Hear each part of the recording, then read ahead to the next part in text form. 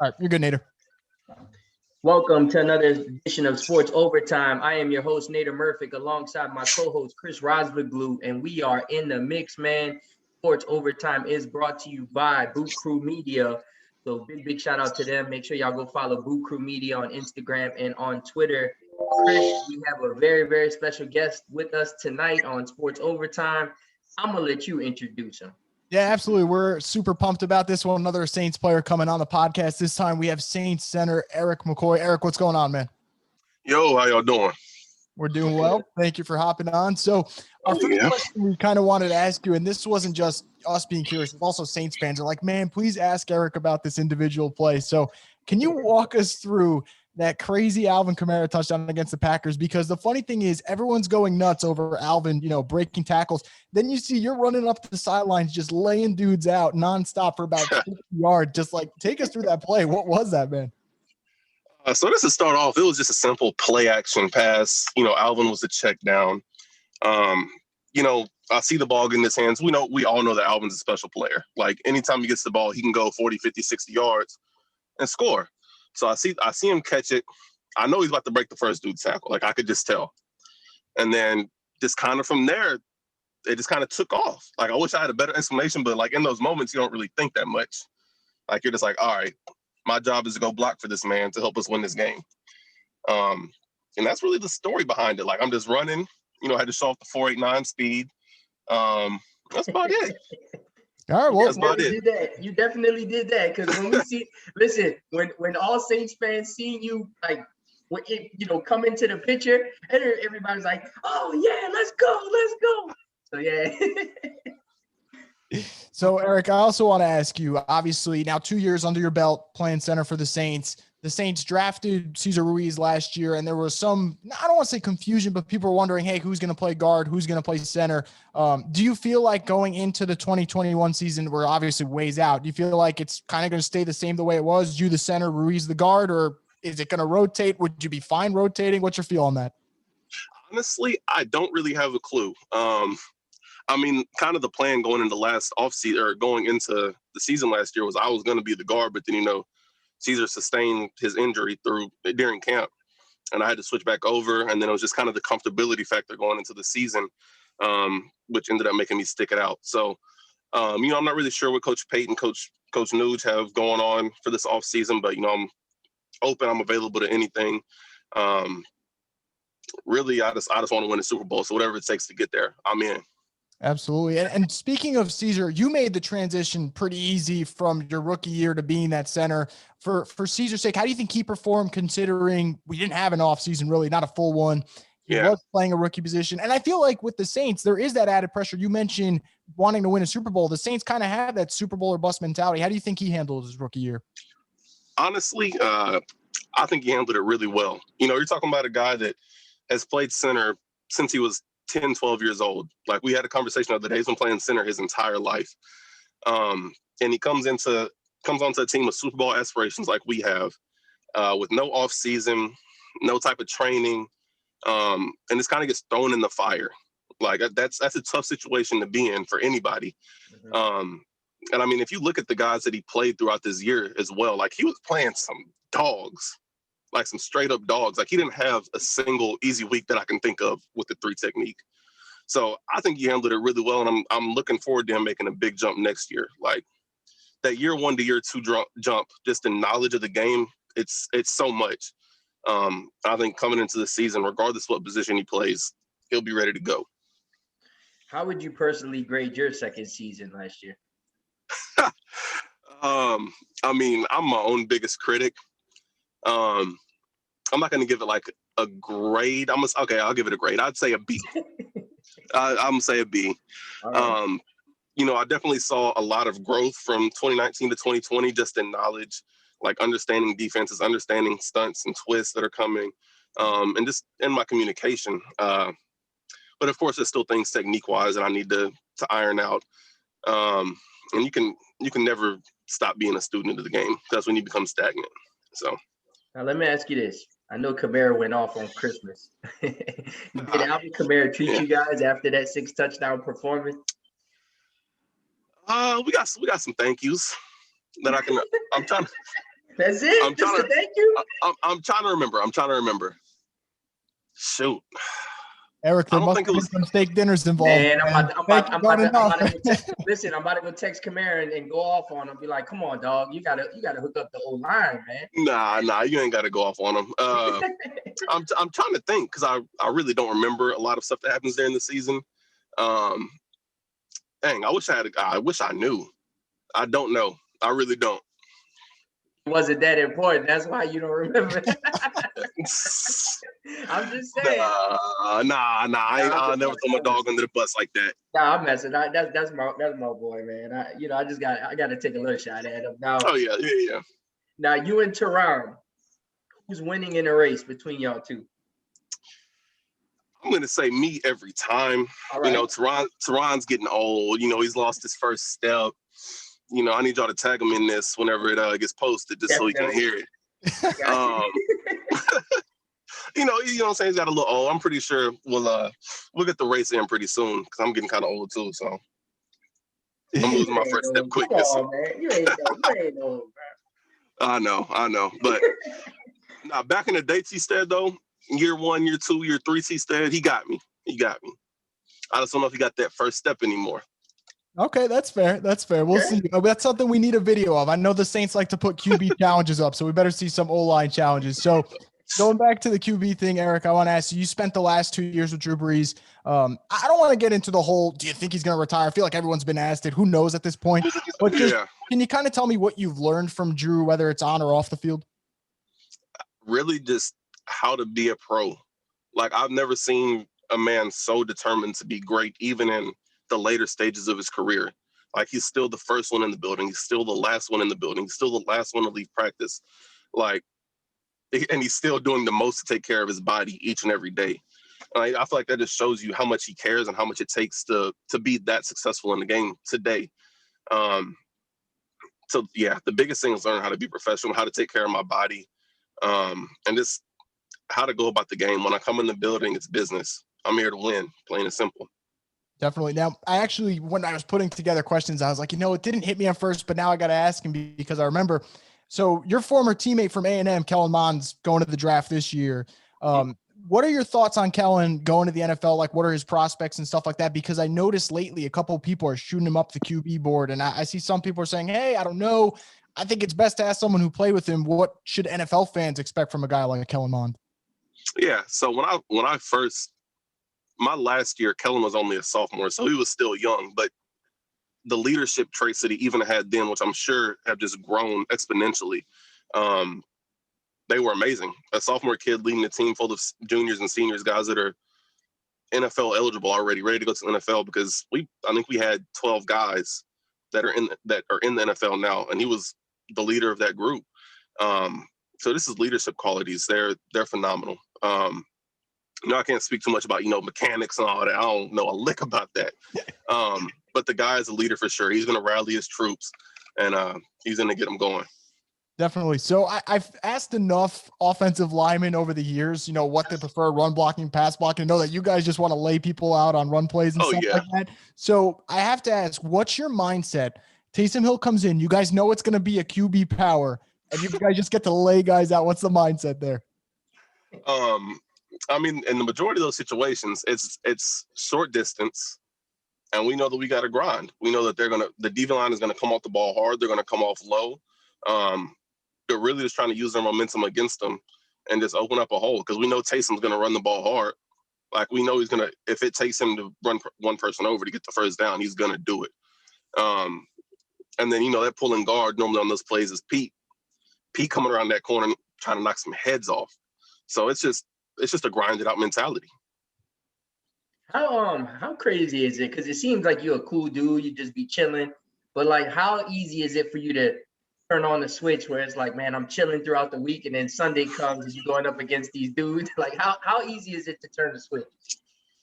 Honestly, I would say it's pretty easy, just because I've been doing it for so long. Like, I have a routine on game day. I know what's going to get my mind, my body right and ready to go. But yeah, I'm a very chill dude. Even on the field, I'm pretty chill. Like, I'm never the guy to start fights or Chauncey Gardner-Johnson, right? Nah, that's not me. That's not me. So you got to play the mind game with them. You got to make them think you're friends, and then you put them in the dirt. It messes with them. But yeah, it's not a super hard switch to turn on if there's a switch at all. Like, it's just kind of a nature of who I am now. Now, you said your game routine. What does a center listen to before a game? Dude, that's a good question. Honestly, are you a little set it off type of guy, or like? So I have a very wide palette on game day. Okay. I really like Christian rap. So like Lecrae, okay. KB, they get me going early, and then like as it goes along, we'll get some little Boosie in there, maybe a song or two, and then we'll get some little bit of Rod Wave. But I try to stick to my worship songs, and I try to stick to my KB and Lecrae. I know that didn't sound like typical get hype music, but it does a job for me. So I could picture Teron saying, I could picture Teron saying, "Look at E getting hyped to Christian rap." And then I can't forget an old one but a good one, Phil Collins, In the Air Tonight. Yes. I'll say you can't leave that one out. And then I'll normally, because when I first wake up, I'm listening to music like throughout the day. Mm-hmm. And then I'll normally throw in some T-Stead. So now when you said it, it made me think of it. All right, I had to throw T-Stead in there. Yeah, it made me think of it. I would say I'll throw some T-Stead in there. All right. Now, since you've been in the league, who is the hardest guy you've had to block?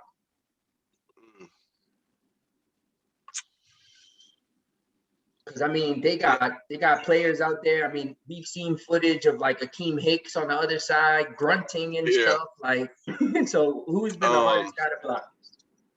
So I'll give you the two that I block on a consistent basis, and the person that came right at me and just destroyed me, which I don't like admitting. So Vita V with the Bucks. Mm-hmm. He's sitting at 350, 360. They play a lot of jam front, so we have a lot of one-on-one time.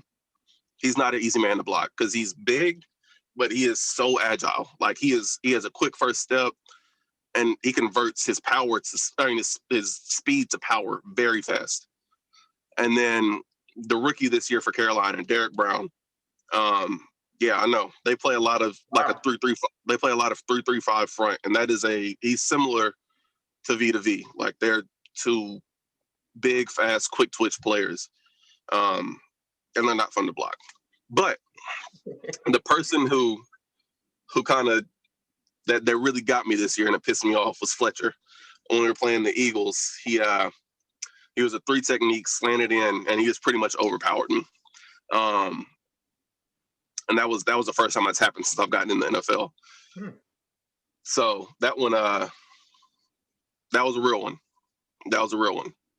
Listen, not a lot of things went right in the Eagles game, so don't worry. Just brush it off, brother. I don't even want to talk about that one. Now, Saints had the best offensive line. True or false? True. And with that being said, how hard is it just in general, just playing offensive line? Because it just seems like, people always go back to game footage and they'll see like, offensive lineman on the ground, or he missed a block. Like it's literally on the screen and you're yelling like, damn, this dude is messing up. He missed the block. Yeah. How hard is it to play O-line, man? Because listen, when it's time for contracts, O-linemen are getting paid, right? Oh yeah. Yeah. So how hard is it to play O-line in the NFL?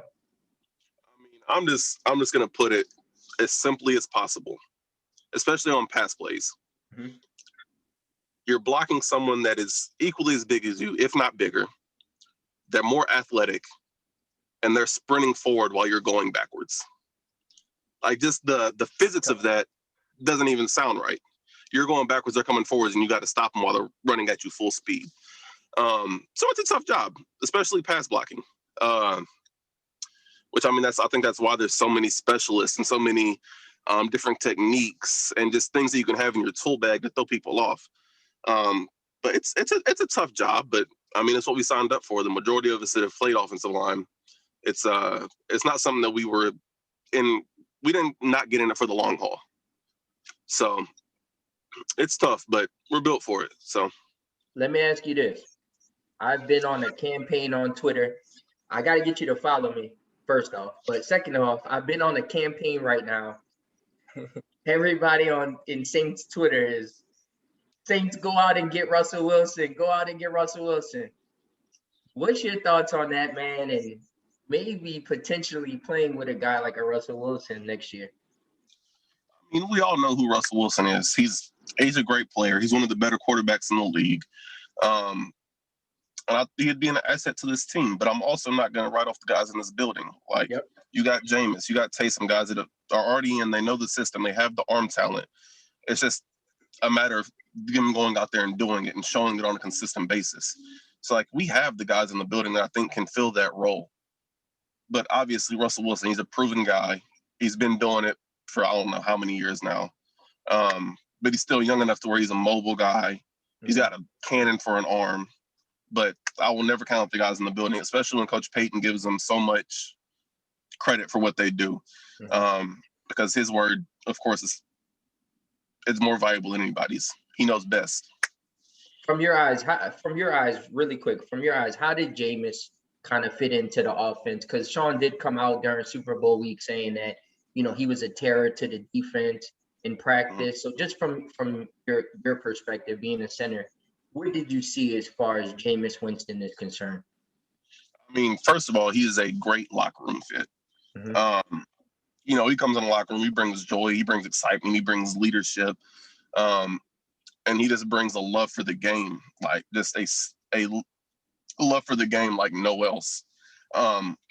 But then as a quarterback, like, he has a cannon for an arm. Like, he's out there at practice. I'm not gonna say tearing the defense up. I'm not gonna put them down bad. But if he completes a pass, he gonna let you know about it. He gonna talk his noise. He's having fun with it. That's one thing that I love about him so much. Like, you can really tell that he loves the game by the way that he goes out there and practices. And like I said, Coach Payton's word is more valuable than anybody's. So, like, if he says he's the guy, then I believe he's the guy. So, cool. Okay, we'll definitely take that. Now I got two more quick questions before we let you go, Eric. You mentioned Jameis, being that good locker room fit, and we actually asked Mike Burton a couple weeks ago, and we asked Morstead too, and they kind of said a good word for Jameis, and they meant it lovingly. It's like he's got like that goofy mentality in a good way, locker room. And so I have to ask, because I've seen Jameis's dance moves, I've seen DeMario's, I've seen Cam's. Who's the best dancer in the locker room? Best in the locker room? Ooh. It's not Jameis, that's for sure.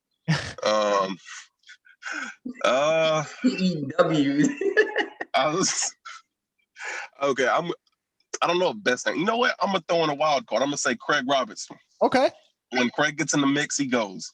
Okay, I'll agree with that one. So, last question for you, Eric. You've had 2 great years already with the Saints. You said you're a harsh critic for yourself. So if you have them out there, I know it's early, it's March, but what would be your goals for your 3rd season and what Saints fans can expect from you next year? That's a good deep question. I mean, I'm just going to keep being myself. I'm going to keep coming to practice every day with the mentality to get better, whether that's OTAs, whether that's camp, whether that's workouts. Whatever it is, like, I'm coming in with that same mentality to get better, to help this team improve.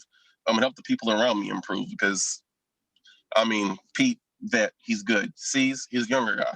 Like, just continuing the communication and helping bring him along and just trying to become more of a leader and helping the O-line mesh even more than we already have. I mean, you can pretty much expect full effort out of me every game, every play. Like, I'm going to give this team I'm going to give the guys around me everything I have while I'm in the facility, while I'm at home studying film and in every game. Like, and they know that. They know that I'm going to come in, I'm going to take care of my business every day. And I don't plan on changing that. So, regardless, at center or guard. Got to do what you got to do. Got to get it, baby. So listen, man, we really appreciate you coming on Sports Overtime with me and Chris. When he told me that he was coming on, I was like, oh, that's what's up. He seems like a cool dude. But definitely, man, we really appreciate it. We wish you luck this year. Hopefully, man, we can get this Super Bowl, man. We trying to get that second Super Bowl. Up. Man, we trying to 2 that. Like, listen, we already got, you wasn't here, but we already got one.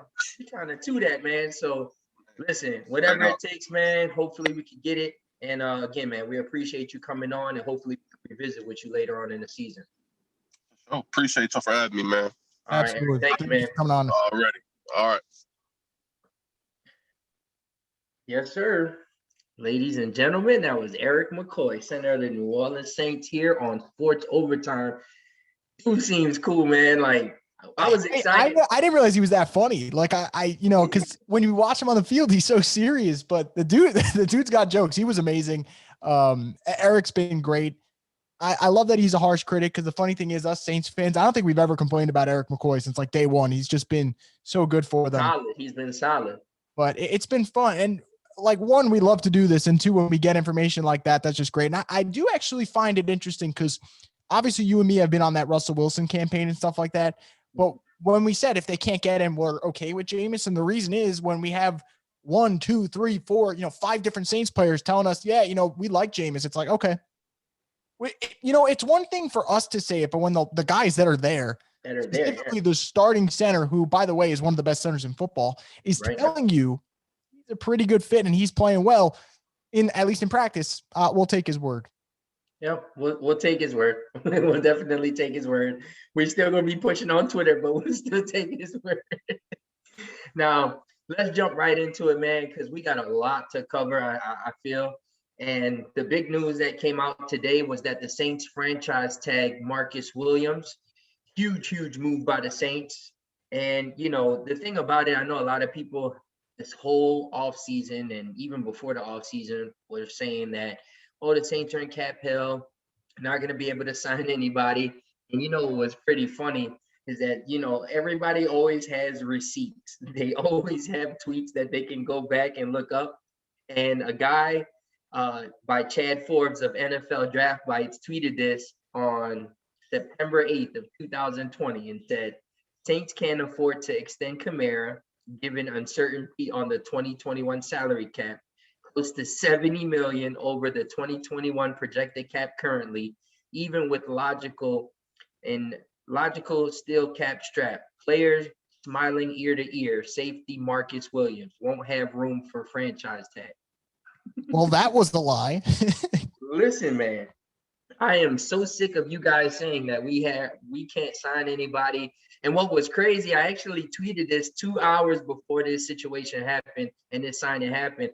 I'm like, every time I see a tweet that says we can't sign anybody, we won't re-sign anybody, we're in cap hell, I just sit back and laugh, because even Chris, even if you look in the search engine on Twitter and you put Russell Wilson Saints, you'll see all of these people commenting, all these fans of other teams, they're in cap hell. So now it's just the Bears and it's the Bears. The Saints ain't going to be able to sign anybody. Listen, I always say this, Chris, and Catherine Terrell of The Athletic agreed with me. When the Saints didn't have any money that one year, and they went out and gave Jarius Byrd a $60 million contract, that is when I became a believer that the Saints can do whatever the hell they want with the cap. And guess what? Since then, they've been doing whatever the hell they wanted to do with the cap. So with that being said, signing Marcus Williams back, or tagging him today, was a huge move. We really need to keep that secondary together. The guy has been, a vocal point for the Saints on defense. This year, he really improved on his tackling. That was one thing coming into the year that he wanted to do, was be able to tackle better. He tackled better. He had a few interceptions. I mean, he came in clutch. And, a lot of people always point to that Minnesota game and, the missed tackle. But again, you can't judge somebody just off of one play. So with that being said, the guy definitely elevated his game this year. He stepped up. He's a vocal point on the defense. And for them to tag him, this may mean that they're trying to work out a long-term deal with him behind the scenes by tagging him. Now, sure that he'll be on the Saints, but to get that cap space, they'll, kind of extend him and free up some cap. But I think it was a good move. I think it was really a good move for them to tag him. And it was crazy because there was reports from ESPN saying that the Saints weren't going to tag anybody. And then an hour later, the Saints tagged Marcus Williams. Like those people don't get criticized like other people, but I'm not gonna say nothing on that. But what's your take on it, Chris? Yeah, you said it was a good move. I think it's a great move. And the funny thing is, a lot of people were like, hey, this screws up the salary cap number for now. And the reason I say for now is I actually think now this is speculation, but I feel like it's educated speculation because it's actually something that the Cowboys and Dak were thinking about doing before they signed that contract yesterday. My guess is that throughout the offseason, we heard Marcus Williams is the priority. I think the Saints and Marcus are going to reach a long-term agreement. But doing this gives you that extra time. Frankly, it gives you 3 more months to figure this thing out, 4 more months maybe. And because of that, the Saints don't let him hit the open market. They know for a fact they're going to have him for at least next year. But I do think this is just the bridge to them eventually getting a long-term extension done because I don't think they want his cap hit to be $10 million next year. I think that's just too high for them. Mm-hmm. But what they can do is you get, the tag in now. Now you got to create more room, which means someone might get cut because of this. But you know what? So be it. You're going to keep Marcus Williams. That's the important thing here. And then eventually you get a long-term deal done. And a lot of people were saying, well, did you need to use the tag? I'm so glad they did. And I actually didn't think they were going to because you mentioned it. ESPN was like, hey, the Saints are not using the tag. So I was like, okay, they might get in a bidding war here. And I always feared, what if Jacksonville, the team with the most cap space, a need at safety, they got Urban Meyer, they're going to get Trevor Lawrence. They got something new there. I'm not saying it's going to work, but it's something interesting. What if Jacksonville said Marcus Williams will give you 5-year, $70 million or $75 million? Or like, we'll make you the highest paid safety or free safety. It's tough to turn that down. I wouldn't blame him for turning that down. So to make sure that he doesn't hit the open market and he can't get it blown away, I think that's huge. And I also wonder if this played a factor, and not a lot of people are talking about this. Justin Simmons, all-pro safety from Denver, he got tagged. Mm-hmm. Marcus May, really good safety from the Jets, he got tagged.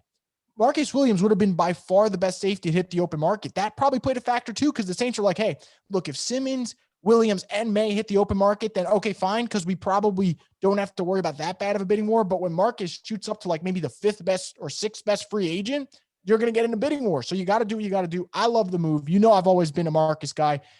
Sure, people are going to hate on that one play. It's over with. It's done with. If people are a little hesitant about this franchise tag, I strongly advise go to the second Falcons game from this past season. Mm-hmm. I have never seen a better game from Marcus. And it wasn't even one where he forced a turnover. That's how well he played, just getting there where he needs to. He keeps getting better, and he always has at least 3 picks a season. So if I'm telling you, you're going to get 3 to 5 interceptions from your free safety, he's only 24. That's nuts to me that he's 24. That's it. Right. So I think the sky's the limit for this kid. I'm so happy that they're bringing him back. And, even when we had Justin Hardy on, he was like, man, Marcus Williams is a dog. He's all over the field and he's that guy. So, you definitely needed to sign him. And like I said, multiple times on this show, I've talked to agents around the league where going into free agency, they were like, man, a lot of teams are saying that Marcus Williams is going to get a bag. He's going to be one of the highest paid safeties in the NFL. So with that being said, for the Saints to be able to tag him, bring him back, and then, work out a long-term deal with them, I think that was a smart move, especially right now with the Saints trying to free up some cap, restructure some contracts, and do different things, and maybe extend Lattimore and Ramczyk. So, it just gives them more time to create a long-term deal with him. Now, another move that the Saints made, which is, one of the moves that I broke, is that the Saints released Thomas Morstead last week, freeing up $2.5 million in cap space. Listen, man, I'm going to say this about this whole Thomas Morstead situation. Let me say this, man. First of all, I got the text. I got the DM, and the DM came through, and they told me that the Saints released them. And I was like, oh, man. And at the time, nobody had tweeted it out. And so I asked, I was like, hey, is it okay if I tweet it? And, the guy was like, yeah, the guy that sent it to me. But, man, it was kind of like a happy moment for me, but kind of a sad moment as well, because it's like, man, I just got the scoop. I'm going to be the first guy to put it out, and I was the first person to put it out. But, man, I really like Thomas Morstead, and, we just had him on our show. He just was talking about how he wants to come back from the injury and be that, same punter for the Saints. It just sucked, man. Overall, it just sucked, but for me, man, big shout out to Thomas Morstead for everything he has done for the Saints. He'll always be remembered for the ambush in the Super Bowl. You know, without that, I don't even know if we would have won the Super Bowl, because that was an extra possession for them. And so just for the ambush, but not only for the ambush, but just for everything he's done for the community. He's done so much for the community, man. He's going to hospitals, talking to kids with cancer, and just trying to help out. You know, even with the Minnesota game where, you know, Marcus did miss the tackle, he donated some money to a hospital in Minneapolis. And just, man, he just always does good things. He's that guy where he's your football player. He's an example of a football player. You know, he's out there, he's trying to help his community. He's, you know, raising money for charities. He's putting his own money up. And when it's time to go on the field, you know, he does his thing. Now, as we know, last year, he didn't really have the year that he wanted because he had a back injury, which he did announce on Sports Overtime. But listen, man, things happen. And I guess the writing was on the wall. You know, the writing was on the wall with, you know, Blake Gillikin being stashed on the roster. We all knew it was going to happen at some point. Thomas is the highest paid punter in the NFL, and the Saints need to free up some cap space. So it was pretty much inevitable that it was going to happen. But Chris, before we jump into, you know, I'll let you talk about it, and then I'll jump into the story behind the story. I mean, look, I'll be quick about it because you called me. We were on the phone talking about it. It's bittersweet because you do get to break the story. Mm-hmm. And with breaking the story, there is some, like, a sense of pride, like you're doing your job well, and you love that. And then on the flip side, we had Thomas on. He is such a good guy. And there's two parts to it. There's the Saints legend on the field part where I told you and you agreed. We're like, hey, Thomas should be in their Ring of Honor one day. I'm assuming he will. I really think he will. And then there's the human aspect of it where Thomas is a great guy. He's got a family and you feel bad. Now, I think he will find a new place in the league. I think he will. And it sucks because obviously he's a great player, an even better person. But you know what I'll take from it?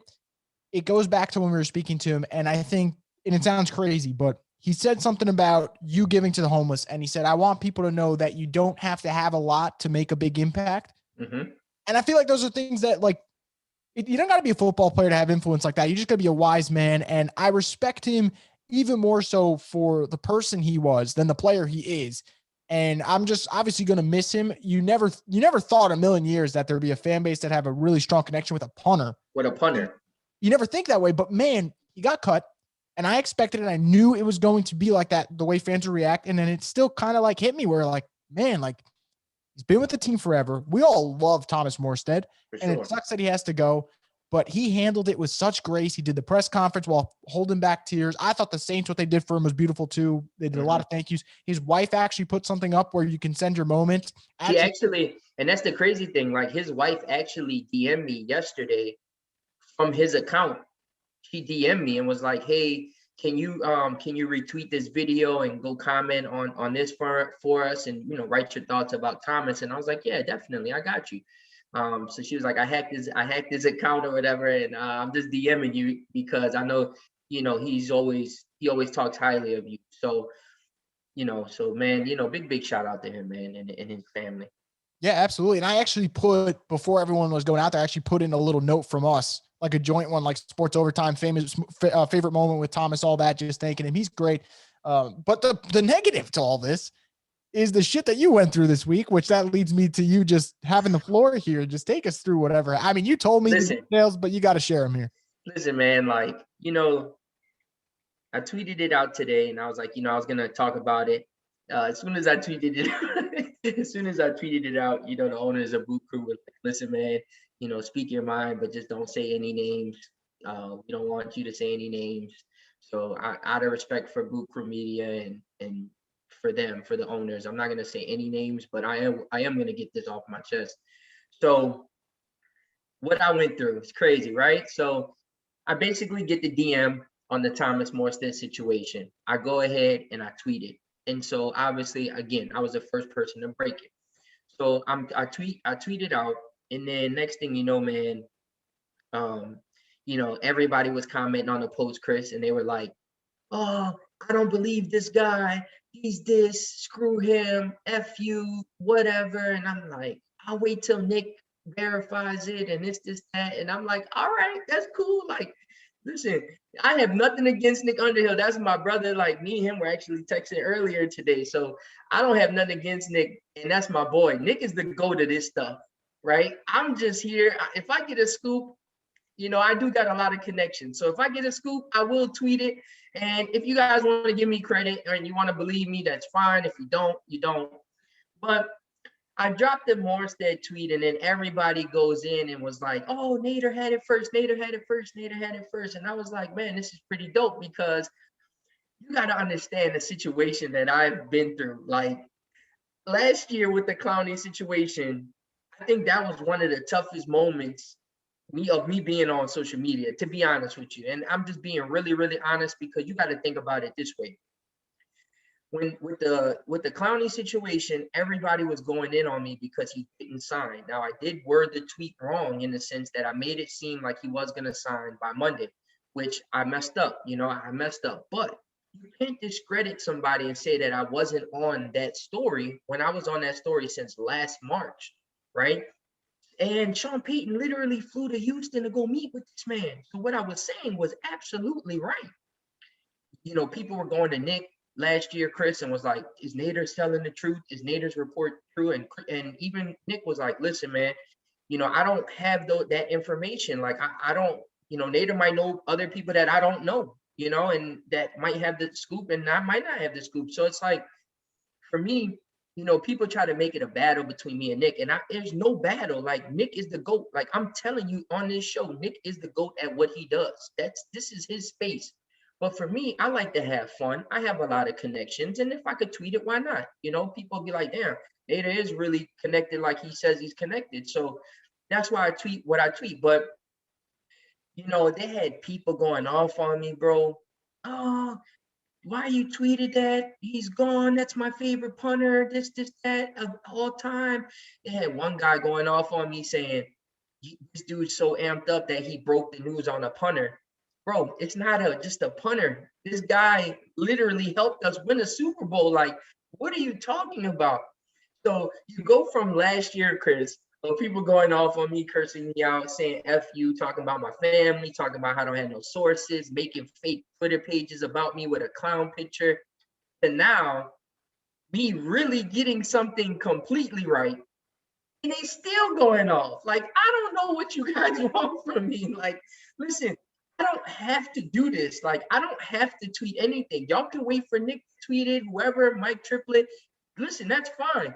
But I don't have nothing to prove to anybody. Like, I had the Clowney thing down. Nick and Mike Detillier stood behind me and said that I was on it. This time, I tweet the Thomas Morstead thing. Nick comes right behind me and says, my source confirms this is true. Like, I don't know what you guys want from me, man. Like, there's other stories that I do have lined up that I'm ready to break. I just can't say anything until they're completely done. But I don't have anything to prove. But here's the real story behind the story. So every single time something good happens to me or for me, something always comes behind it that's bad. Always. So I'm gonna give you 3 examples of what I'm talking about. And this is why I go hard on Twitter and social media, because you guys don't understand what I go through. You might say, oh, he's just on Twitter and he's sensitive. I'm not sensitive at all. You could curse me out. Like, last year, during the Clowney stuff, I had over like 12, 14,000 tweets of cursing me out. Literally, I saw them. And I was like, what the hell? And I took it. Like a man. But here's the thing. There's this one person who I cannot name, but there's this one person that every time something good happens to me, they always try to, get me fired from any spot that I'm at, or they try to get like a TV station not to bring me on anymore. So the first example of what I'm talking about, right? It was about 3 years ago. We were having a conversation. There was, a conversation had on Twitter, and I'm Palestinian. Point blank period. I'm Palestinian. I don't hide from it. I love being Palestinian. I love being Muslim. I pray 5 times a day. Ramadan is next month. I'm gonna be fasting. Listen, I don't hide behind my culture, my religion. That's what it is, what it is. Whether you like it or you don't, that's on you. But there were some people on Twitter making fun of this picture of these Palestinian kids whose apartment complex that just got bombed, and somebody took a picture and posted it on Twitter with the kids, which were, Chris, they were like 2 to 3 years old, and their heads were attached from their bodies. Like their bodies was on one side of the street, and their heads were up the street. And somebody was making fun of it. Now, mind you, the guy who was making fun of it was Jewish. Okay, so at that time, I kind of clicked out. I'm not gonna lie. I clicked out. I'm human. I clicked out. And so, because I thought about it, I was like, man, I got a son.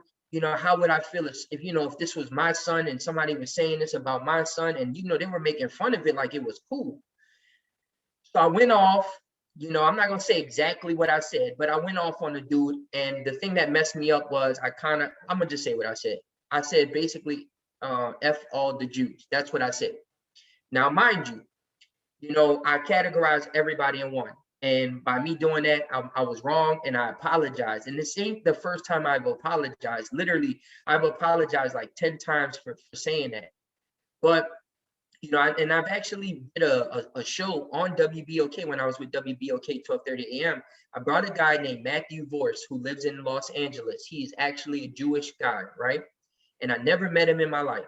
And me and him literally got on the phone and did a sports show on Sports Overtime. We did a show about how can Palestinians and Israelis get together and create peace and love and things like that. Now, mind you, I don't have anything against Jewish people. I don't have no hate in my heart towards nobody. No Jewish people, no Black people, no nothing. I'm just that type of person. I'm just loving. I just want to give back to the community. I just want to take care of my family. But there's always people that try to bring you down.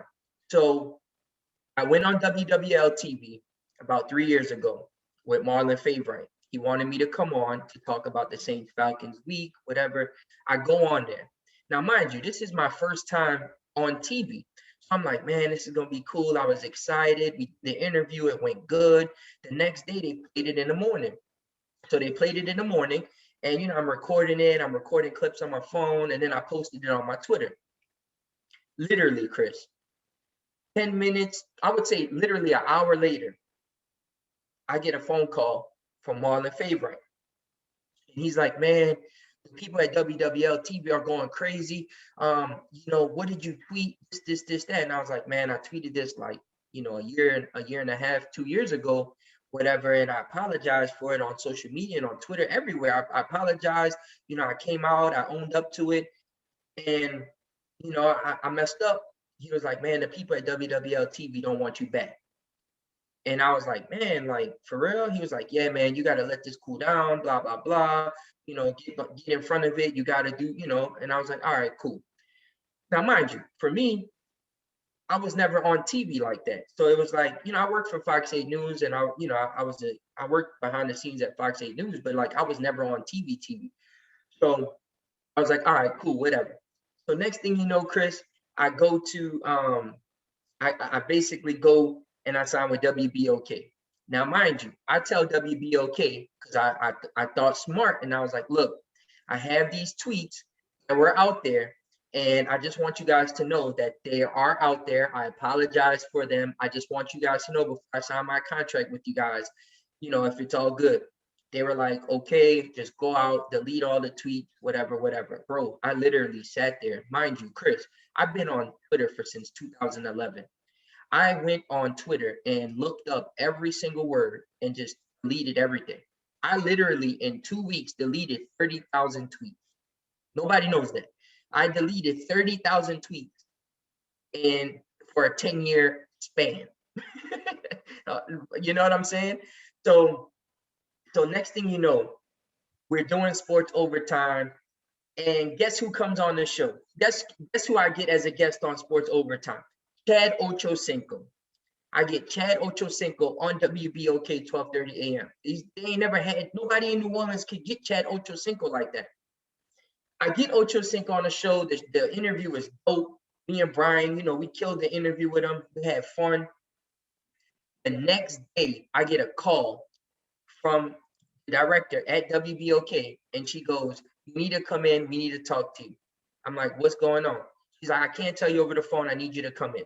I go in, and she's like, "I'm gonna have to cancel your show." And I'm like, "For what?" She's like, "There's this guy. He sent us he sent us an email with a bunch of your tweets or whatever. He's going off on like I touched on." And so I was like, "Man, you're gonna cancel my show? Like, we just had Chad Ochocinco on, like, and I already told you about the tweets, and they were like, well, we didn't know in depth what the tweets were. Like, they were trying to go, they weren't trying to stand up for me." So I was like, all right, well, at least can the owners talk about it and then, give me a decision next week? They were like, yeah. So next thing you know, they have a meeting. And so they brought me in, they made me tell my side of the story, and they ended up suspending me for 2 weeks. Now, at that time, my cousin had died the day before. So I needed the break. But you got to think, I just had Ochocinco. Now I'm having a 2-week break because I'm suspended because of some tweets I tweeted 3, 4, 5 years ago, 6 years ago, 7 years ago. So I took my 2-week suspension like a man. Okay. All right. Long story short, I leave WBOK. I go to BAM Network. Right. Within the first 2 weeks, BAM Network gets emails from the same person talking about, oh, this guy had these tweets, these tweets. Now, I already had told BAM Network the same thing.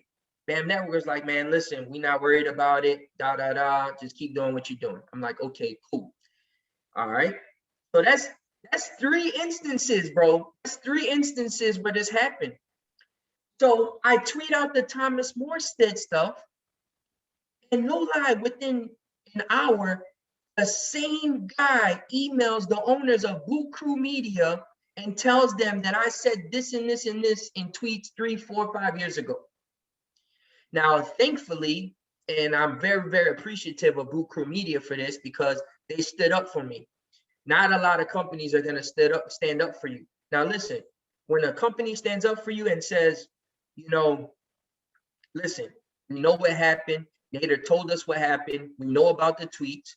The guy has owned up to his mistakes. He's lived, he's learned, he's gotten better, he's matured. And now he's out there every week giving to the homeless. He's giving back to the community. Like he's trying to do the right thing. Stop trying to bring him down, and please stop emailing us. So when a company stands up for you, man, I appreciate that for real. Boot Crew Media, I really appreciate y'all, man, for holding it down for me. But man, the moral of the story is this. Stop trying to bring people down and stop trying to charge somebody with the same crime which they already served that penalty for.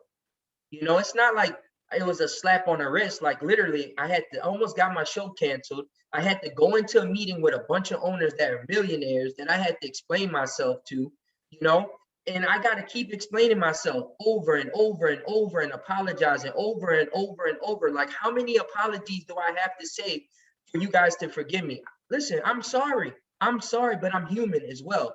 And everybody lives and learns. Like, you can't show me somebody who hasn't messed up in life, who has learned from it and has grown.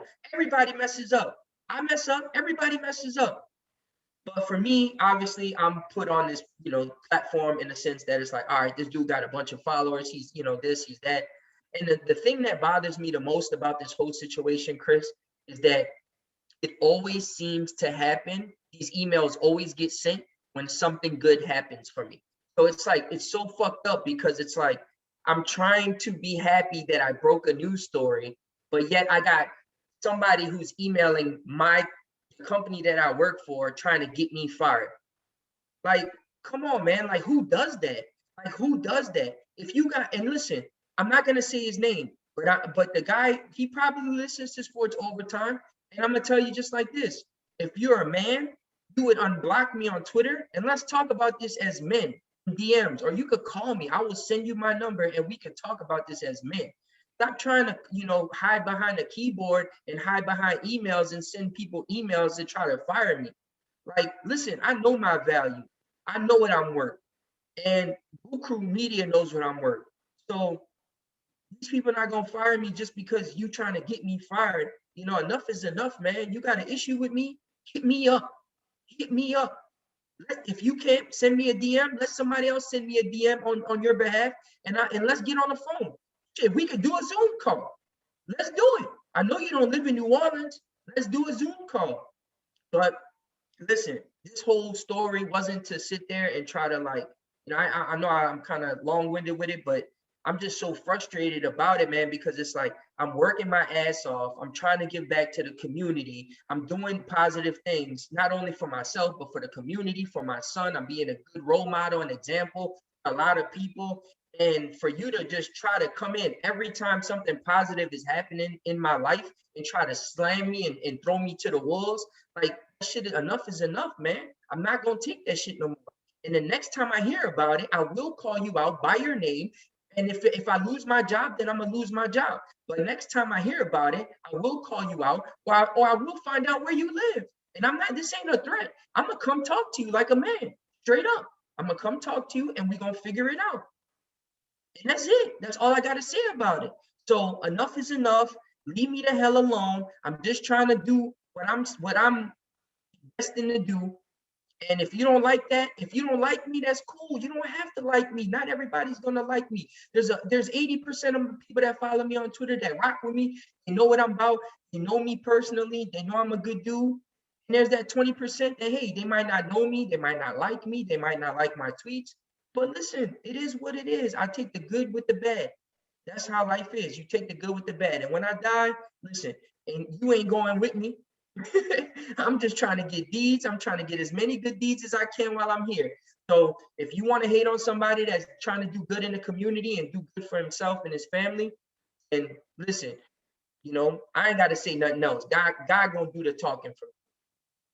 And that's going to do it for Sports Open. No, I'm kidding, guys. We got Saints news to talk about. But Nader had to get it off his chest. I don't blame him. And I would say this. If you're going to speak to that unsaid person, I would just do it virtually. We're in a pandemic. Just leave, just to save you the trouble. But anyway, continue. Let's talk about some Saints news. Obviously, we got a lot to talk about. And let's just talk about the cap. For starters, the actual number you're not going to get right now because it was down to 48 million and the franchise tag actually bumps you up 10. So the Saints are probably hovering around 50 something million over the cap right now, which they will figure out. I know people on Twitter think they're not, but we do this every year where people say this is going to get them. And then the Saints kick the can down the road. And then you realize that the road might not actually be a road. It might be a black hole and the Saints are just getting rid of the can entirely. So we'll see what happens there, but there's many ways the Saints can restructure. We're actually going to give a couple for you guys. They can restructure Michael Thomas's contract. I don't know if they're going to touch Kamara's contract. I personally don't, but we'll see what happens. I think the two big names, and I think we should talk about them for sure, Janoris Jenkins, Quan Alexander, because I think there's decisions that need to be made there. And I kind of want to bring up Quan first because I think the Quan one is very interesting because he was great. And there's no denying it. You and me said the minute he got there, the defense changed. He had that infectious energy. But I'm okay with the Saints getting rid of Quan Alexander. I know people are going to be like, Chris, how could you say that? He's great. And he is great. I love Quan Alexander. But I'm also going to be a realist in the sense that Quan has now dealt with the last 3 seasons that he's played. A torn Achilles, a torn pec, I believe, with the Niners, and a torn ACL. There's a trend. And I think Quan Alexander, when he's on the field, is outstanding. That's not my problem. But unfortunately, it's a matter of when, not if he's going to get hurt again. Now, would I love for the Saints to find a way to bring him back on a reduced contract? Absolutely. But here's the caveat and why I think they might have to release him. If they cut him, they save $13 million.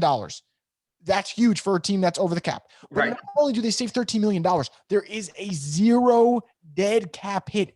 Zero dead cap hit. When do you ever cut a player with that big of a contract and there's a zero dead cap hit? That never happens. Like, that's why when people say, oh, cut, the dumbest thing is when people say cut Andrews Pete. They're not cutting a guy 2 years into his new deal. But not only would they not do it because it's into the new deal and it's so so early, the dead cap hits are usually insane. And for this one, no money. So I think Quan makes a lot of sense. As for Janoris, that one's interesting because I actually said on my podcast, and I got ripped for this, but I don't care because it's the truth. Janoris Jenkins was more consistent than Marshawn Lattimore last year.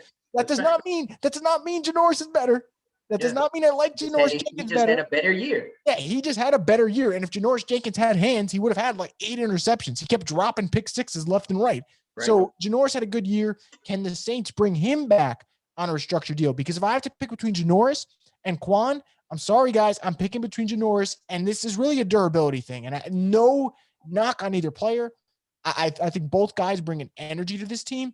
But if they're going to pick between the two, I would like to see Quan come back, albeit they could get rid of both. So we'll see what happens, down the road. But what's your take on both those dudes? Yeah, man, I agree. With the whole Quan situation, I think that, when he came in, like you said, he definitely came in. He fit in good. He learned the playbook really, really quick.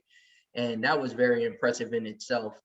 And, Stephon Anthony, again, like I always say, is somewhere trying to learn the playbook somewhere still to this day. But with Quan, saving that 13 mil is huge. I think that he's definitely going to get released. Maybe he comes back on a restructured, on a deal where it's like a 1 year, whatever, because we don't know when Quan is going to come back. He might come back in week 7, week 8. Like, you're going to pay somebody $13 million for them to come back after week 8 or week 9. Like, I don't know about that. So for me, I agree. And I just feel as though with Janoris, I think they're going to try to restructure him some way, somehow. Cornerback is, a way harder position to fill than linebacker. I think that you can get a linebacker in the draft. There's a lot of good linebackers coming out. Now, and there's actually a few that are coming out in free agency if they really want to go after them and get somebody, formidable. I think they could do it. But for me, I'm going definitely Janoris Jenkins. Let's, restructure it. And I think with Janoris, you restructure Janoris, then you cut him, you're going to save a lot of money. I mean, you're looking at about 15 to 17 million by itself right there. I think the Saints are like, what, still at 50, if I'm not mistaken? It's something around there. Like, so just say 50 million. So if those two moves can create 17 million, you're doing it. You're doing it, and you're not regretting it one bit. I mean, they traded, what, a 5th round pick to get him? Am I not mistaken? For Quan? Yeah. I believe so. I think it was a swap and a 5th round pick, right? Kiko Alonso was involved with it. I got you right here now on the full details, but I'm pretty sure. I think it was a swap and it was Kiko and a conditional 5th round pick. Yeah. So when you look at it, I mean, they didn't really give up too much, and he did play to his ability. So, and he helped us win, some games, because even with doing the tackle challenge for the homeless, I mean, him and DeMario were accounting for 10 tackles, 12 tackles combined, 13 tackles combined. So he definitely did his thing, but 13 million is just too much with this cap strap that we're in right now. Yeah, totally agree. And the thing about the Saints is the Saints are, contrary to what NFL Twitter believes, they're keeping most of their roster intact for guys that are in their price range. And what I mean by that is, hey, Ty Montgomery, the Saints like him, bring him back for a cheap deal. Dwayne Washington, great special teams player, also serviceable running back. They just brought him back, I believe, like 20 minutes before we even started the show. Yep. He's coming back on another cheap deal there. So the Saints are retaining as many guys as they can while also staying within that budget. And it's not that Quan isn't good or that Janoris isn't good, because they're both very good players. It's what is the price tag for those players? And Quan, outstanding. 13 mil or something like that per year is just too much, in my opinion, obviously, especially when you take the injury into consideration. We'll see what happens. I want to flip to the other side, because there's 2 guys who have been in rumors. Not sure what's going to happen with that. Emmanuel Sanders, Latavius Murray. It's possible they get cut. It's possible they get traded. We'll see what happens. I think the main thing here is that the Saints are keeping their core guys intact, like Marshawn and Marcus and Ramczyk and Mike and Kamara. They've been taking care of them the last couple of years. If they were to cut a Latavius Murray or Emmanuel Sanders, would it suck? Yes. Would I lose sleep over it? No. And that doesn't mean I don't like them. I actually, You know I love Emmanuel Sanders, and we both love Latavius Murray. Listen, I was trying to get him down here last year, and everybody was like, "Oh, Nader got him to the." Like, I mean, we love those two dudes, but at the same time, we like understand it is a business. Mm-hmm. The Saints might think that some of them are replaceable, and we'll see. Now, we don't even know if either one's going to get cut. They're just in rumors, but it's worth bringing up. It's worth mentioning it. Between the two, if I had to pick one to lose, I really don't know which one I would pick to lose because I love E-Man, and I think having a wide receiver 2 special. On the flip side, Latavius has been so rock steady, and it's so funny because we always talk about Kamara, and you got to feed Kamara, and rightfully so. Man, there's some times where they should feed Latavius more, and that man doesn't get his due, and he's been so consistent for them. He doesn't get hurt. He's constantly in there. He's been a good pass blocker. He's getting better as receiver. I would love for them to keep both. I understand it's a business. Hopefully they don't have to get rid of both. They get rid of one or none, but we'll see what happens. If you had a pick to lose one, who would you probably, if let's say you got to get rid of Sanders or Murray, who are you more comfortable with getting rid of? I think, and I could be wrong, I think I would be more okay with getting rid of Murray, but I don't know. I really don't know. Who would you be more okay with? It's hard. It's a toss-up, man. It's definitely a toss-up because when you look at it, you have to look at it from this perspective. You look at it from the perspective of who's going to be the quarterback. And if you're looking at it from that perspective and you say, okay, Jameis is going to be the quarterback, you need Emmanuel Sanders. You need that guy that's going to get down the field. Now, as far as running back is concerned, obviously you got Kamara, Dwayne Washington, you got Ty Montgomery. There's always a potential that you can get a guy like a Mark Ingram back in the system, and he'll probably be a little cheaper. So if I was to pick, man, I would say let's try to keep Emmanuel Sanders because you want to put as much firepower around the next quarterback as possible. So if you have Emmanuel, then you got him, you got Callaway, you got Mike Thomas, you got Trotman. You got, let's say if Jameis is the guy under center, I think that's a nice offense. That's a nice offense, and you got a quarterback that can get the ball down the field, 60, 70 yards. So, Emmanuel Sanders is that dude, man. So, yeah, he's older, but I think that, you can do that, or you can go draft. I know you, Chris, I know you've been saying the Saints have, been having virtual meetings with this person, and, there's a few wide receivers that were on that list. Even for me, I think that let's say they do let go of Murray. How about maybe getting Najee Harris at 60? Yeah, I don't know if he'll fall there, but you know what? But you know what I'm saying? If he does. I know what you mean for sure. Yeah, absolutely. And I think it comes down to one, let's see what happens with the draft. And two, I actually think, regardless of what decision the Saints make here, I don't know if it'll affect what they think offensive playmaking wise, because if we go back to 2017, and I remember when they drafted and people ripped the move, the Saints signed Adrian Peterson. They already had Mark Ingram, but they still traded up and they drafted Alvin Kamara. And people were like, well, they didn't need a running back. Okay, they figured it out. They got rid of Peterson and they made it work. I think it always comes down to value. The Saints are so good at getting the best value for their picks, at least the last couple of years. But it's worth noting, and you brought it up, the Saints have been meeting with wide receivers. The Saints actually have been meeting with a couple of running backs. And the interesting thing about the running backs the Saints have been meeting with, they are receiving backs. Yep. So I don't know if the Saints are thinking, hey, we're going to change this offense up a little bit more and get a little bit more finesse at the running back position.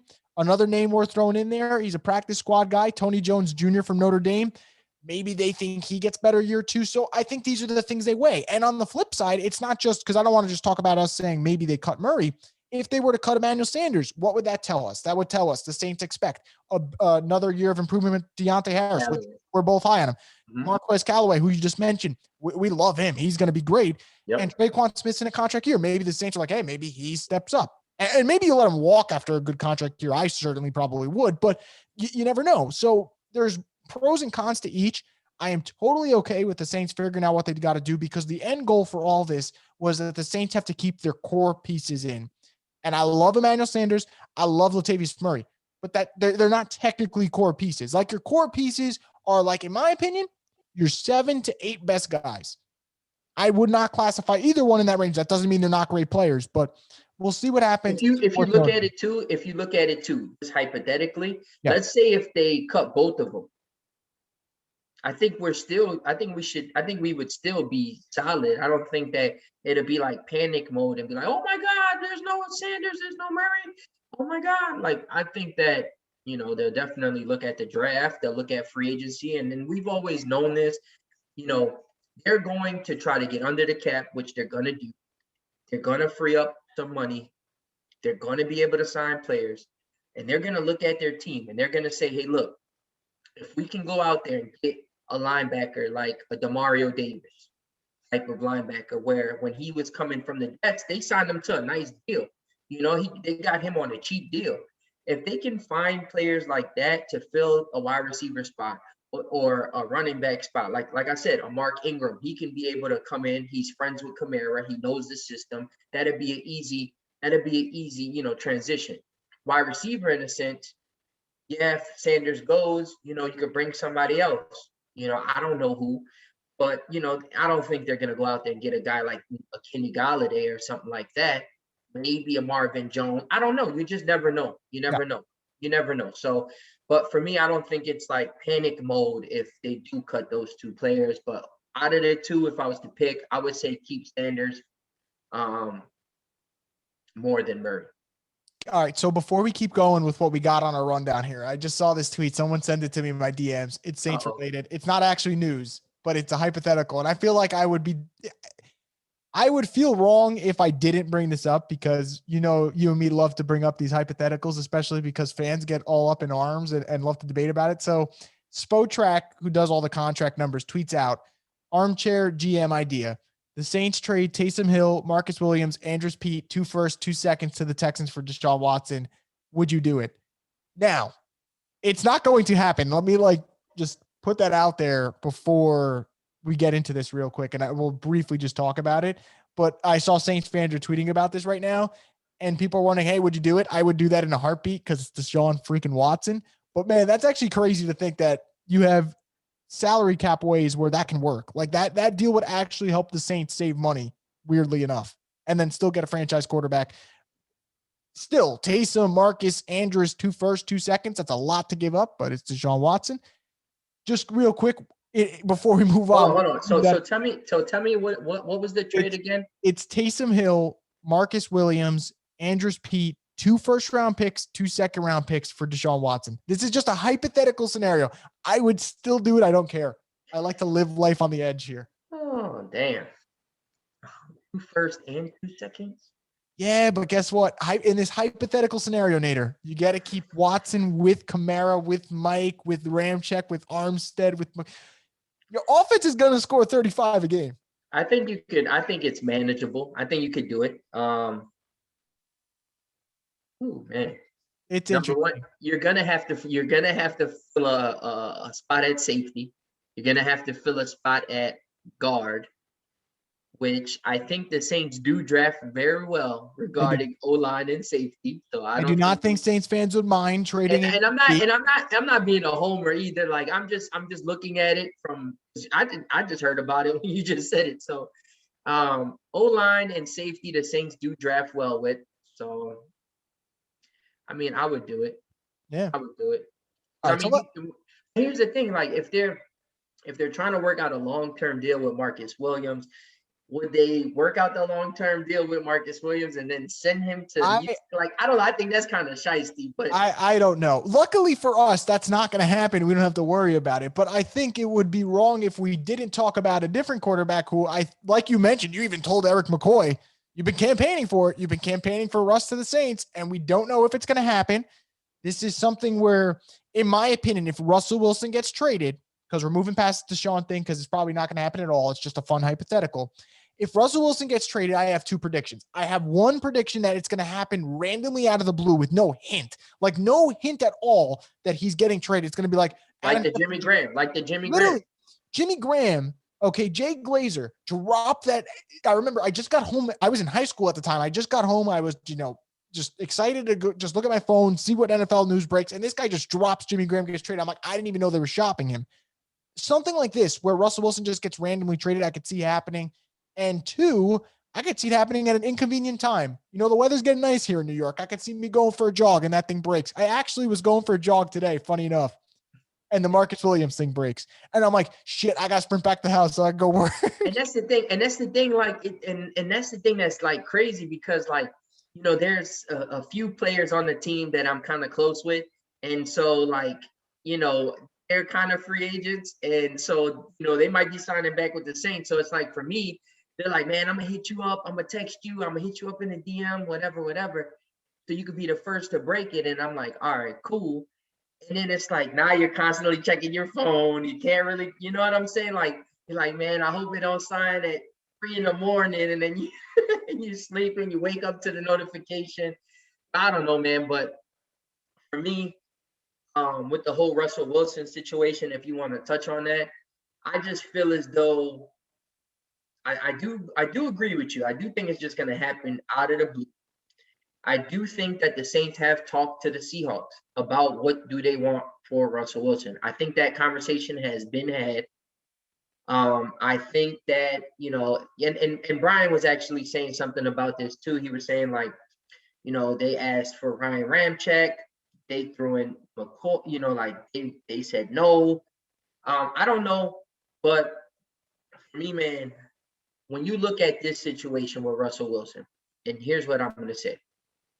He picked 4 teams. Okay, he picked the Bears, the Saints, the Raiders, and Cowboys. Yesterday, the Cowboys just gave Dak Prescott $160 million. You know, 126 of that guaranteed. They're definitely out of the picture.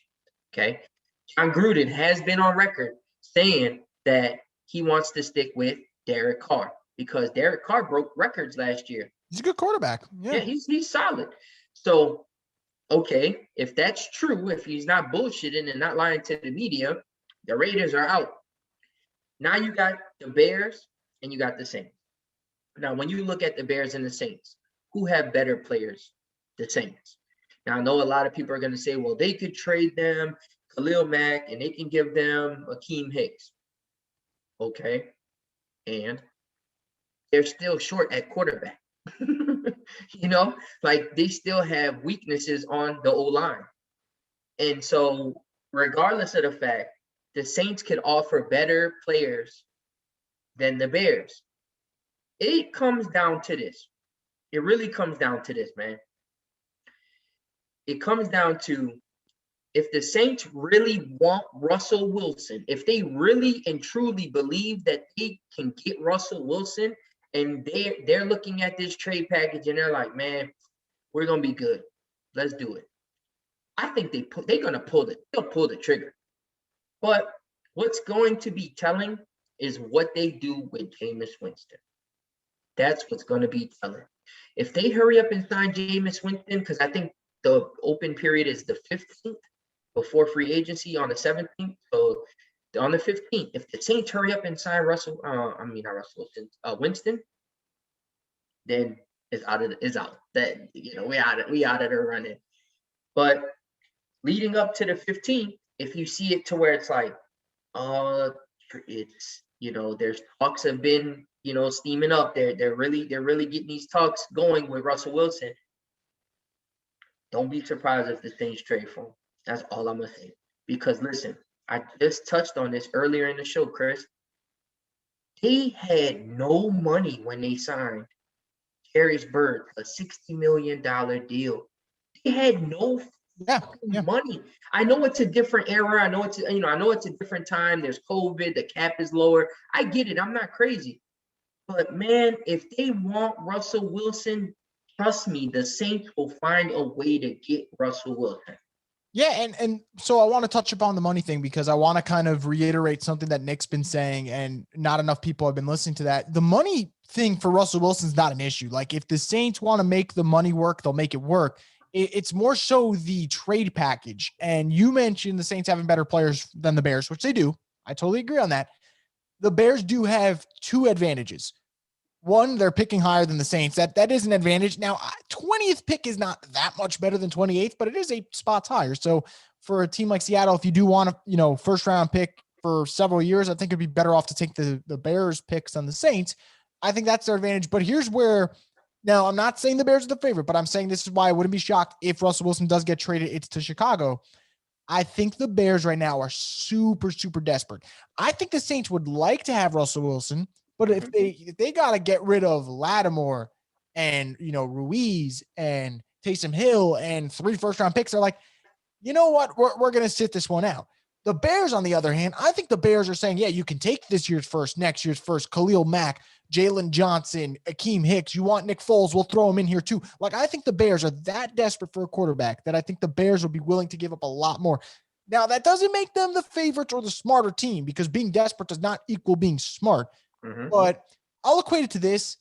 I've had friends that I know when they're with certain people, they do a little bit too much. And you're like, man, what are you doing here? Like, for example, one of my friends, like, for some date nights, it's too much, man. Like, keep it simple. The Bears might be that team where they just outbid themselves. I wouldn't be shocked by that. Now, for the Saints, you and me have said it. If they want Russell Wilson, they'll go get Russell Wilson. But there's a price. Like, there needs to be a price established. But it's possible. And I didn't think I was 50-50. Now I'm leaning more so that he will get traded because of the season ticket thing. I don't know if you saw that. Yeah, I saw that. But how do you put a letter out to your fans and Russell Wilson's name's not on it? Like, that's either you're being a dick and saying, hey, you want to play hardball? We'll play hardball. Or you're hinting at something that's to come. Because they can't guarantee that he's going to be on the team. Like, we don't know if he's going to be here, and we'll see what happens. The one danger for the Saints and the Bears, though, I want to put this one out there, and this would make sense if they don't get him, is if Russell did expand his list. Because if Russell expanded his list, and actually Jameis 1 hinted at it, and I agree with him, if he added the Dolphins on his list, the Dolphins are winning the sweepstakes because they could give you Tua, they can give you the 3 pick, they can give you 18. Yeah. They got better picks. But if it stays down to Saints-Bears, it's going to be juicy. And listen, and also too, man, think about it this way. You brought up, what the Bears could give them and being desperate. It's not always about quantity. It's about quality. And if you can give them quality players at positions that they really need, I think the Saints really have a good chance. They really do. I think they really have a good chance. And another thing that's working in the Saints' favor is this. Russell Wilson said that he wants an O-line. He's tired of getting sacked. When you look at those 3 teams, the Raiders O-line ranked number 11 last year. The Bears ranked number 22. And the Saints ranked number 2. So when you look at that and you say, okay, yeah, Seattle, might trade with the Bears, but Seattle wants O-linemen. The Bears ranked 22nd last year. What the hell do they have to offer Seattle as far as O-line is concerned? Nothing. So the Saints have the number 2 offensive line in the NFL last year. Now, I'm not saying Trey Ramczyk, McCoy, none of those guys. I'm just saying that when you look at what the quarterback wants in the team that he wants to get traded to, he wants an O-line. And the Saints have the best O-line out of those 3 teams. So, and listen, like you said, the whole season ticket thing, that's kind of the writing on the wall. You put Tyler Lockett, you put DK Metcalf up there, and you say, we got these guys, y'all should be excited. People are excited about Russell Wilson. Russell Wilson sells tickets. And so if you don't have Russell Wilson on that letter and you can't guarantee that your fans that guy will be your quarterback, those tickets might not be selling as fast as you think they would. I know it's the 12-man and all of that, whatever, but still, I don't know, man. I tweeted it yesterday. Man. I just have this feeling that this is going to get done. I really do. I just feel like it's going to happen. It's going to happen unexpectedly. And, hey, listen, if the Saints get them, cool. I'm going to go crazy. If they don't, hey, it wasn't meant to be. Next, move on. We'll roll with Jameis. It's not a big deal. It's not a knock on Jameis. It goes back to what I said, on last week's show. If we're able to buy a Lamborghini Urus and feel comfortable in doing it, and you're comfortable with that monthly payment, do it. If you're not, go get you a Range Rover or Audi or whatever, a Q8, and be satisfied and run it. You still got a nice car. So for me, man, I don't know. I just like, I'm kind of feeling like you, Chris. It's like, it's starting, every day I'm starting to feel like, oh man, he's going to get traded. Hopefully it's to us. But I don't know, man. Don't be surprised. I know. I will say this. I really do think he's gonna get traded. Whether it be the Bears or the Saints, I don't know yet. But I know that the Saints made calls to see. Yeah. No, and I agree with you. I think he's going to get traded. I don't know where. Obviously, I'm hoping Saints, but I think Russell Wilson's going to get traded. I'll go as far to say this. If Russell Wilson gets traded, I'll do a giveaway. I'll buy someone a Russell Wilson shirt. Saints one. I'll get him something. I'll put a nice giveaway out and there. Look, Sierra was wearing black and gold today. And she looked good. I don't usually, you know. And look, and Russell Wilson was tweeting about no limit. We know no limit is, no limit is New Orleans. No limit records. I know we just putting stuff together, and but I'm just saying. Yeah, I saw Twitter was going nuts over it, so we'll see what happens there. Now, before we get into real quickly what's going on with the rest of the league, because we just have some quick bullet points to wrap up the show. Yep. Just want to talk about Trey Hendrickson real quick, because Saints tagging Marcus Williams means Trey's going to hit the open market. And I had not a lot, but I had some fans be like, hey, this is a mistake. We shouldn't let Trey hit the open market. I've had conversations with Trey Hendrickson. I know his agent very well, and I really like Trey. Trey's a great guy. Trey's very football oriented. Like, nothing else matters except for football. And I think Trey's a really good player. But the Saints made the right decision. I will not entertain this idea that the Saints needed to prioritize Trey Hendrickson over Marcus Williams. The reason I say that, Marcus has been good for 4 years. Trey's been good for 1 year. Right. I think the Saints do have, albeit I'm not comfortable with his history off the field, but the Saints do have someone in Carl Granderson who they like as a pass rusher. So maybe he's that next guy. And I'm going to throw his name out there, and I'm going to instantly regret it. But Marcus Davenport's on a contract year next season. If it doesn't happen next season, guys, it's not happening at all. It's never happening. You want to know what's crazy? I'm about to mess up this whole show. You want to know what's crazy? Man, can you imagine if, obviously I think Trey Hendrickson going somewhere else, might go to the Jags, might go to a place where they have a lot of money. But can you imagine if the Saints go out and really call Clowney again and be like, hey, come in? I don't even know if I want to break that news. Like, I got contact with this man, and I can hit him up. I don't even know if I want to break that news. I'm gonna leave that to Nick to break this year. I'd sit that one out, to be honest, but I do agree. You mentioned Jacksonville. I actually think Jacksonville, Buffalo, places like that, those are good spots. Yeah, because they're gonna see their 13.5 sacks. Yeah.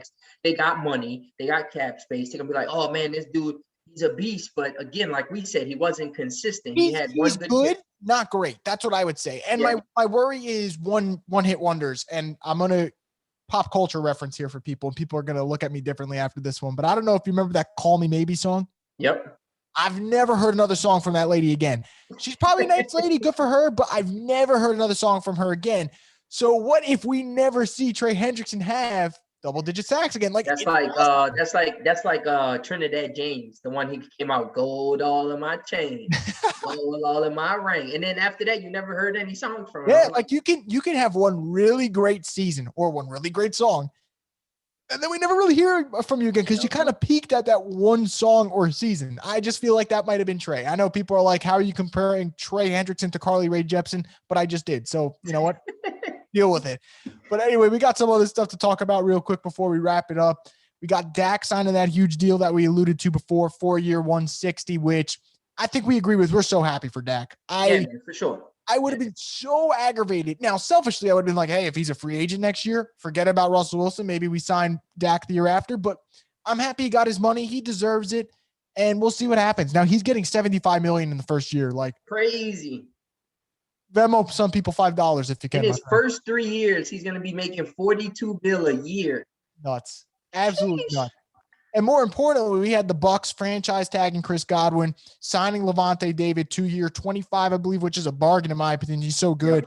Yep. I saw some fans are worried about this. It's so early. We haven't had a repeat champion in like 2 decades now.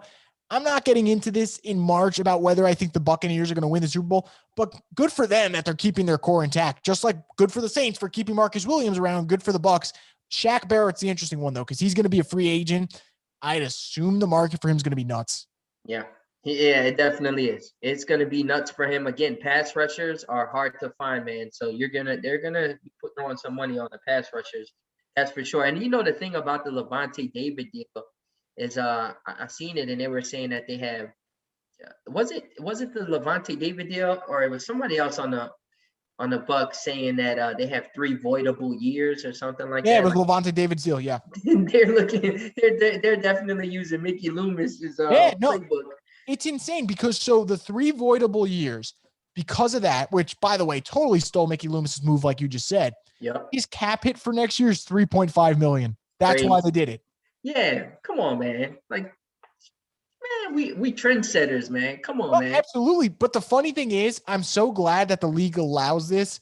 And it's not like the Saints did this. They're like, no more voidable years, because then I'd be really pissed. And I'm sure Mickey Loomis would be hella pissed because they don't want that shit to happen. So, right. But they have to do it because now with the whole COVID situation and absolutely. stuff. But it is worth noting, Nader, and you definitely know this too. The cap's going to shoot up again because the NFL's got some crazy TV deals that are about to come in. And I know someone tweeted that Dak's deal was Jerry Jones's way of hinting that the TV deal is going to shoot up.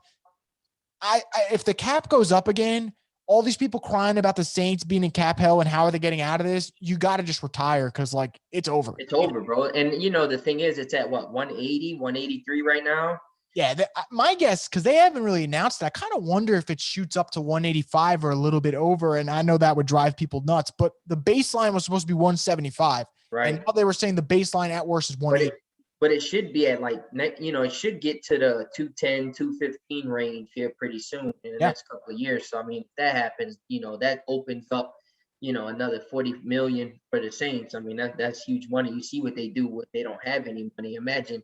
Give them an extra 30 mil? Yeah, for sure. So definitely. And then just another note, Kenny Galladay is now set to be a free agent. The Lions didn't tag him. And the crazy thing about him, man, he's played in 47 games, 183 receptions, 3,068 yards, and 21 touchdowns. So some team is definitely going to get a good wide receiver. He's a baller. I actually have a couple of teams that I think he might go to. One of them, I'm thinking the Giants, because they need a wide receiver. They got some money. The other one I think is maybe the Jets. Again, wide receiver want some money. But here's the team I really want him to go to, and it wouldn't affect the Saints, which is perfect. I really want to see him on the Colts. The Colts have a really good wide receiver too in Pittman. I don't know if they're going to bring back T.Y. Hilton. If you're going to make this Carson Wentz thing work, why don't you bring in Galladay? You have Pittman. You have Jonathan Taylor, the rookie running back. You got Frank Reich. I think that'd be pretty cool. Still playing in the dome. Still playing in the dome. Yeah, still the same 100%. Blue and white. Detroit, man, something about him. I know you love you got that love because of your mom's side, and I respect it. But man, sometimes they do some things that I don't understand. Trust me. And their wide receivers on their team are trash right now. Marvin Jones is a free agent too. Yeah, that's what I'm saying. So they ain't gonna have nobody you recognize next year. They ain't gonna have nobody. Now, the Steelers franchise player last year, linebacker Bud Dupree, has been informed that he will not be tagged. That's an interesting one right there as far as linebacker is concerned. I know he's gonna want a lot of money on the free agent market, but man, that is a guy that if I was the Saints, I'd try to make that work. And he tore his ACL in December, so I wonder how that affects his market. My guess is not that much because I bet he's ready for the season. Right. But he's going to have anyone that's looking for that outside linebacker type rusher, man, the market's going to be steep for him. And he kind of deserves it because he's a dude who you mentioned he got franchise tagged. He got franchise tagged after having 11 and a half sacks in 2018, I believe, or 2019, excuse me. 2019. This year, he's got 8 sacks before he gets hurt again. The guy is good. He is good. And the funny thing is, Bud Dupree was a player who the Saints fan base wanted back when he came out of Kentucky. He was a first-round prospect. People were like, man, we want Bud Dupree. We want Bud Dupree. Steelers got him. Didn't play well in the beginning, and then blossomed into a star. So I agree with you. That is a dude who he's going to have a market. I don't think the Saints are going to be in that market at all, but he's going to have a market. Yeah, definitely. Another guy who's going to have a market is Chargers tight end Hunter Henry. He also was advised that he will not be tagged. Set to be a free agent. We all know that we got Trotman. We do need another tight end. So question mark, even Jonnu Smith from the Titans, he's actually going to be a free agent as well. So we'll see what happens with him. The Giants also placed the franchise tag on Leonard Williams. Seahawks are making some moves, and I don't know what these moves are trying to illustrate, but they released defensive end Carlos Dunlap. and they told Shaquille Griffin that they will not franchise tag him. So, but they are going to try to retain him some way, somehow. And they also will not be tagging running back Chris Carson. So Seahawks might be trying to make some moves to get that $39 million cap hit from Russell. Yeah, they're not in a good spot at all. They're going to lose, in my opinion, they're going to lose Shaq Griffin. Someone's going to pay for a young corner like him. Dunlap, maybe they bring back cheap, but even then, we'll see what happens there. And Chris Carson, I don't think they're going to bring back Chris Carson because I think teams like the Jets, the Dolphins, these teams that need running backs, they're going to pay for one. And we'll see what happens. But a guy like Aaron Jones, he's going to hit the market too. Packers aren't tagging him. Aaron Jones and Chris Carson, these guys, go get your money. If you're running back in the NFL, go get your money. For sure. There is, in my opinion, there's no shot a guy like Chris Carson's going to give the Seahawks a discount, nor should he. And if the Seahawks lose Chris Carson, and they lose Shaq Griffin, and they lose Carlos Dunlap, Russell Wilson's got to be like, all right, what the hell's going on here? Because one, I told you I'm not happy. And yes, I did want an O-line, but you're going to get an O-line at the cost of losing really good defense. And also too, speaking of that, the Raiders are losing like 3 offensive linemen. So that's why I say take them out of the mix. It's Bears Saints, man. It's either Saints or Bears. Now, before we jump off, we left off one thing regarding the Saints.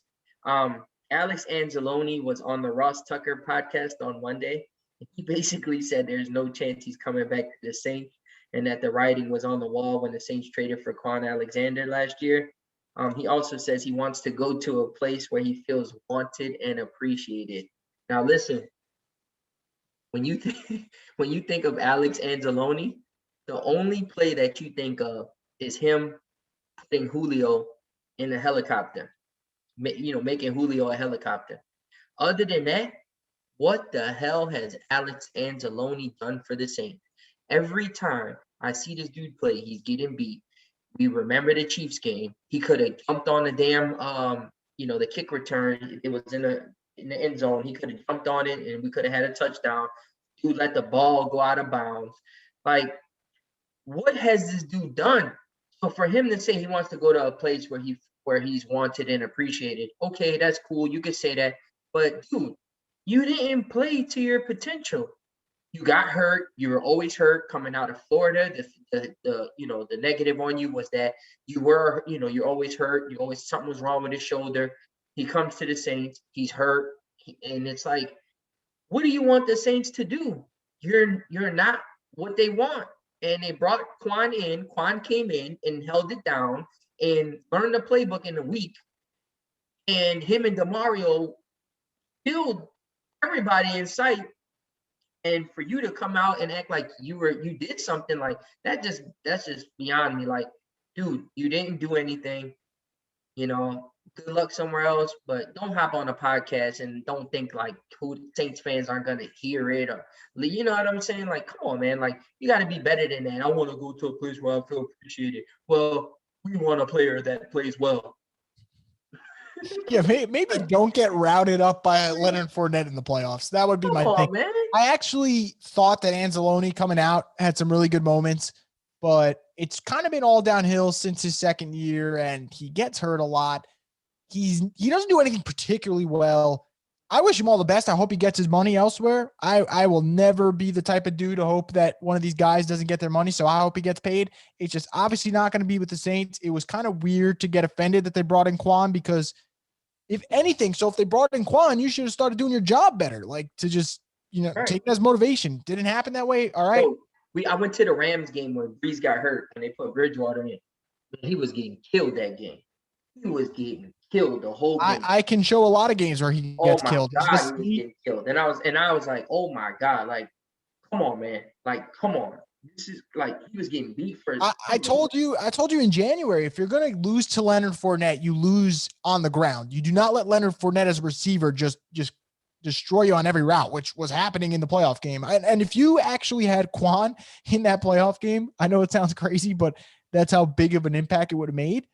The score would have been a lot closer, because Leonard Fournette was just abusing Alex Anzalone. It's true, but you also understand this too. Looking at the whole linebacker situation, that's why I get so nervous now that we're in this situation with Quan, because it's like you have a linebacker that can really be good next to DeMario Davis, but you can't pay him 13 mil. And then now you're looking at it from the standpoint of, okay, let's do it in the draft. Well, the Saints haven't particularly drafted good linebackers as we've seen. So that kind of makes me nervous. I would rather them try and get a veteran linebacker in free agency than them try and draft a linebacker. That's why everyone hits me up. They're like, yo, Zaven Collins, love him. Nick Bolton, love him. All right, good prospects. I really like them a lot. But, like, right. I do not trust the Saints to draft a linebacker well. Zach Bond, they drafted the guy and then changed his position. Made no sense. Stephon Anthony, let's not get into that. We know how that one ended. So it's tough, but I do agree with you. That's why it makes the Quan thing so interesting, because it's like, you can't pay him at that salary. On the other hand, you kind of need another linebacker, but then you also don't know how many games he's going to play. So it's such a weird situation. But going back to Anzalone, goodbye. I mean, he will find a new place, a new home. I wish him the best. Like that old AOL, whenever you logged off of AOL back in the G. Goodbye. He's out of here. He's out of here, man. So listen, really, really good show. Man, I just had to get that off my chest about that whole situation, man. Oh, of course. And the thing is, man, like, for everybody that listens to this, the thing, man, just understand that, listen, everybody makes mistakes. This stuff happened to me 3, 4, 5 years, 3 years ago. So it's like, I've been doing better, and I learned from my mistake. I've been doing really, really good. And I'm just trying to be positive and do good things for the community. So anybody that listens to this, man, just know that, everybody makes mistakes. People are going to always try to criticize you regardless of what you do. And just keep pushing. Just try to be positive. Try to shed light. Try to help the community. Try to be an example, try to be an example. I want people to listen to this, and I want, for y'all to listen to this and be like, damn, like they really came for Nader like that because of these tweets. And, rightfully so, because I did tweet some crazy stuff back in the days. And, when you're in college and that, and, you say stuff, you really do, you don't really think about it. And at that time, Twitter was new, and people would just say all kind of reckless stuff on Twitter. Now in this new day and age, everything's different. But with that being said, regardless of what I said in the past, it wasn't right. And again, I apologize for what I said in the past, but again, that's not who I am now. I'm a married man. I have a kid. I have a family. I have jobs. I don't just work one job. I have jobs.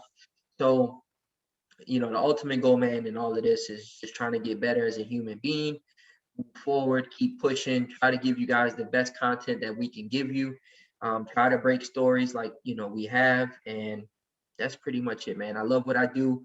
I appreciate everybody's support every week, man. Y'all listen to it. And by us looking at those numbers, Chris, we see that, man, people really, really support us. So we really appreciate that. And again, man, just keep pushing. And thank everybody that listens to Sports Overtime every single week. Just want to give a big shout out to everybody again that tunes in. Give a big shout out. Last week, we gave out our 1,000th meal to the homeless. Big shout out to everybody that donates every week. I'll always say that every week on this show, because that means a lot to me, and it means a lot to those people out there. So big shout out to everybody that donates. And again, man, we do have the Sports Overtime shirts on sale. So if you want a Sports Overtime shirt, the weather is getting better. So if you need a t-shirt, hit me, Chris, or Boo Crew Media up, and we'll definitely get these shirts out to you. Other than that, only thing I will say is strap up your seatbelt, because this next week and a half is going to be crazy. There's going to be a lot of restructures. You can see Mike Thomas restructure coming, Kamara restructure coming. Who else? I mean, Karan Armstead. You could see, Ryan Ramczyk and Lattimore get extended. You can see, them going and signing their players that they have on the team, like we touched on Burton, bringing back a Justin Hardy, bringing players like that back. So it's going to be a wild ride, man. It's going to be a wild ride. Hopefully I'll be able to break, a couple of more stories for you guys. And that's it. That's all I got. Yeah, like you said, we got the Sports Overtime hoodies and shirts on sale. Make sure to hit us up, whether it's me, Nate, or Boo Crew. Just hit us up. Let us know what you want, and we'll get that to you. We got a lot of colors, a lot of styles, great stuff there. And also, if you haven't yet, make sure to go to Sports Overtime on iTunes, subscribe, rate, and review the podcast. I always go through the comments. So let me know what you want to hear, what you want to hear more of, what maybe you want to hear less of, what you think we should add to the show. I'm always looking for that constructive criticism to see what Saints fans want to make it a more fun experience for you guys. So make sure to rate, review, and subscribe to the podcast on Sports Overtime. But other than that, man, I mean, this was a great show. I had a lot of fun chatting up with E. He was great. Great rant, good content about the free agency period coming up. So great stuff. And hopefully we just continue building from here. It's been great. Yeah, man, definitely. So from us here at Sports Overtime, again, we appreciate everybody. We'll see you same place, same time next week. Who dat? And the marathon continues.